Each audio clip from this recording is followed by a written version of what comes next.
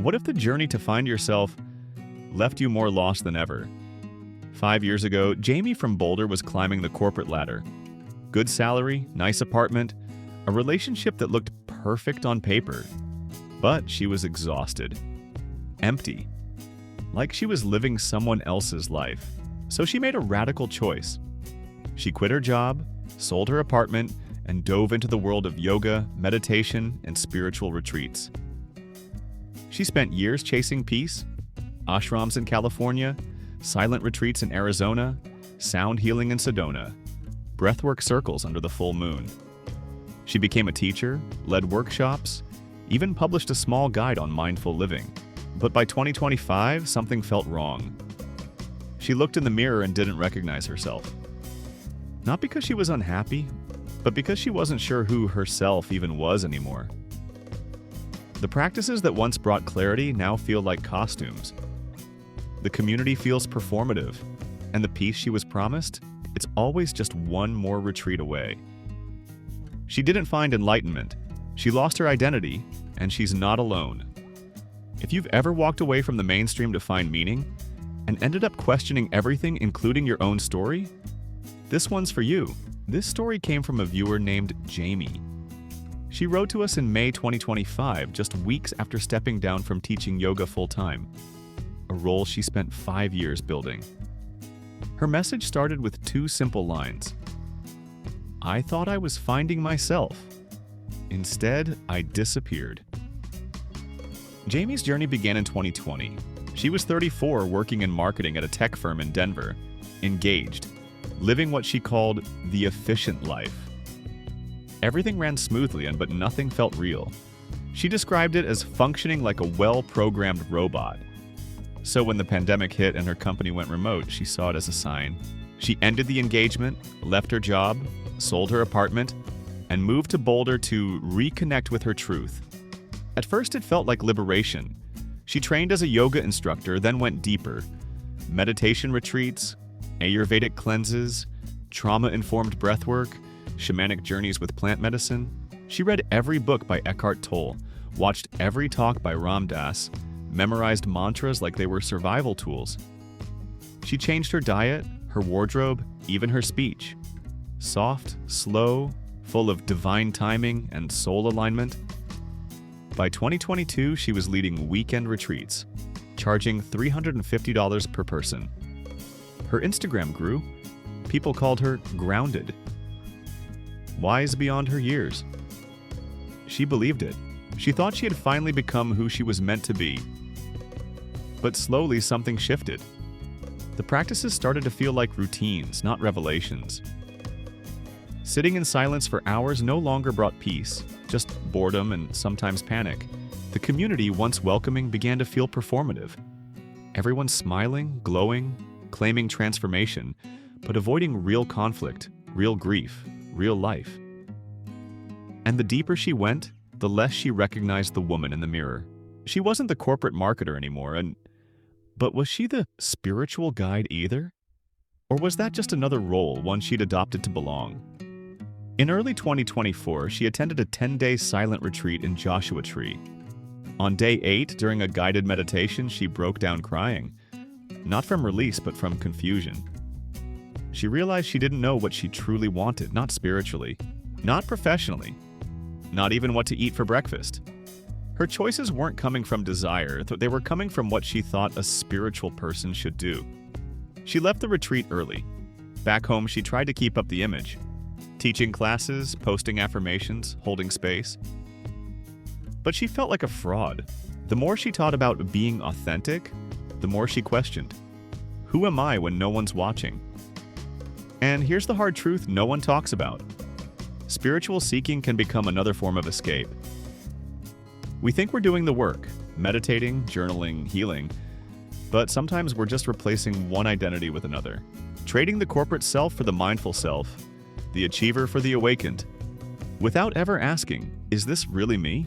A 2024 study from the University of Oregon found that over 40% of people deeply involved in alternative wellness communities reported feeling identity confusion after 3 or more years, not because they failed, but because the path had no clear end.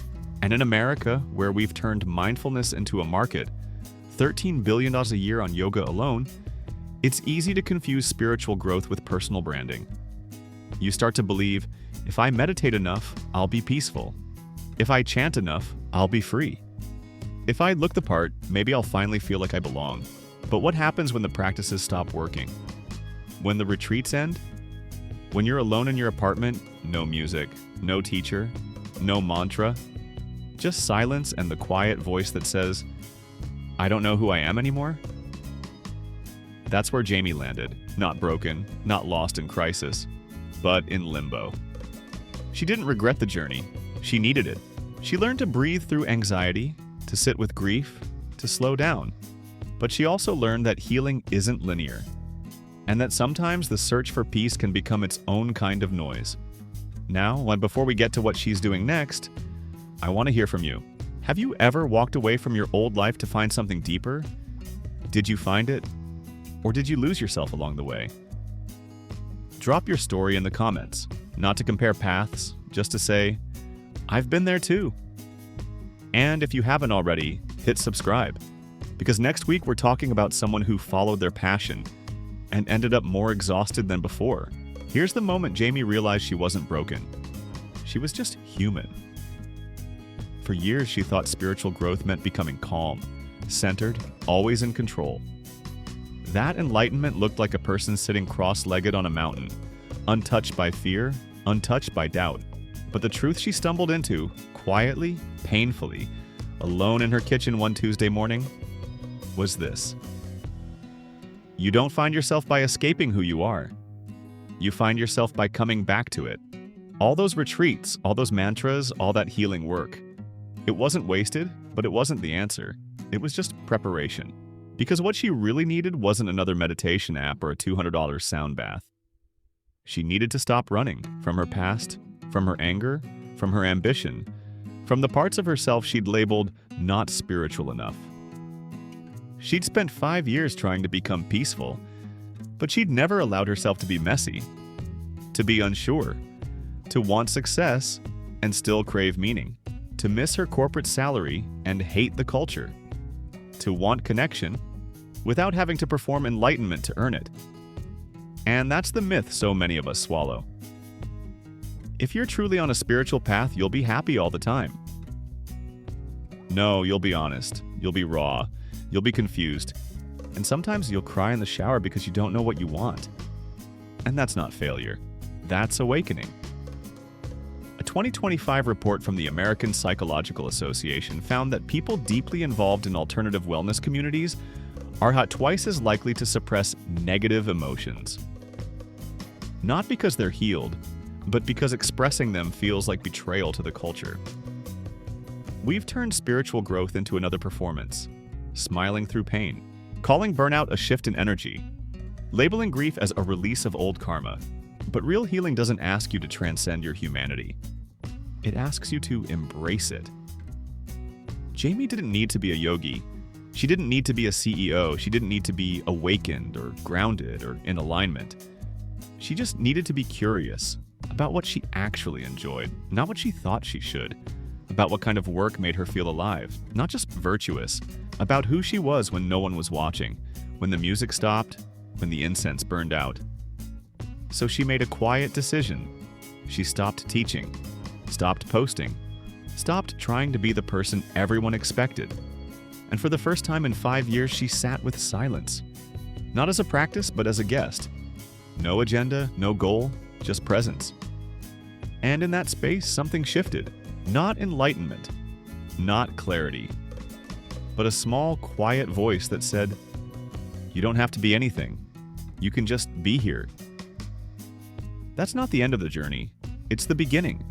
Because identity isn't something you find once and keep forever. It's something you rebuild again and again through honesty, through loss, through the courage to say, I don't know who I am right now. And that's okay. And if you've ever felt that way, like the path you took to find yourself only led to more questions, you're not lost. You're just waking up. So what did Jamie learn? She learned that searching for yourself isn't about finding a final version of who you are, but about staying open to the changes along the way. She thought spiritual growth meant becoming peaceful, calm, and certain, but realized it's actually about being honest, messy, and willing to not have the answers. She learned that identity isn't something you discover once and lock in place. It's something you keep redefining every time life shifts and you have to ask yourself all over again who you are. What would she change? She wouldn't stop her journey. She wouldn't undo the retreats, the teachings, or the healing, because they taught her how to breathe through anxiety, how to sit with discomfort, and how to slow down. But she would have been kinder to herself sooner. She would have allowed doubt instead of treating it like failure. She would have known that wanting success doesn't make you less spiritual. That ambition and meaning can coexist, and that it's okay to step away from a community that no longer fits. Was it really a failure? No, because she didn't lose herself. She just realized she was wearing a mask she thought was her face. And taking it off isn't defeat, it's courage. Now she's not teaching yoga full-time, but she still practices. Not because she has to, but because it feels good. She's exploring writing not for followers, but for truth. And she's learning to live in the in-between, not as a crisis, but as a place of possibility. If you've ever walked away from one life to find another, and ended up confused or empty, or wondering if you wasted your time, you're not alone. This isn't about giving up on growth, it's about growing in a different way. One that doesn't require you to become someone new, but to return to someone real. Drop your story in the comments if you've ever felt like you lost yourself in the search for meaning. We read every message, and sometimes just saying it out loud is the first step back. Hit like if this resonated because it helps others find this video when they're feeling lost too. And if you haven't already, subscribe because every week we share stories like this. Real lives, real confusion, real healing, no scripts, no fixes, just truth. Because here's the thing, you don't have to have it all figured out to be on the right path. Sometimes the right path is just the one where you finally stop pretending and start being. Keep going, you're not where you thought you'd be, but you're still here. And that's where healing begins.